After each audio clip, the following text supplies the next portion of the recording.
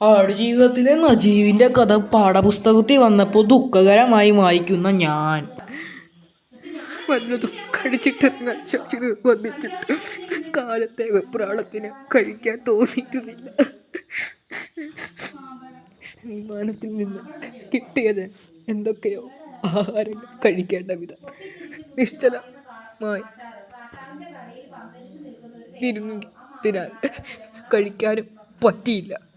എനിക്ക് സത്യത്തെ നടന്നായി വിശ്വസിക്കുന്നുണ്ടായിരുന്നു. ഈ ഭക്ഷണത്തിൻ്റെ പാഠം വരുമ്പോൾ ഞാൻ അല്പമല്ല ഭുജിക്കുന്നു. നല്ല ചോറും നല്ല നെയ്യും നല്ല നേന്ത്രപ്പഴക്കായും നല്ല വൻപഴം കണ്ണൻപഴം കാളിപ്പഴം നല്ല പഞ്ചസാരകളും തേനും പപ്പടങ്ങൾ ഇഞ്ചി മാങ്ങ നല്ല നാരങ്ങാക്കറി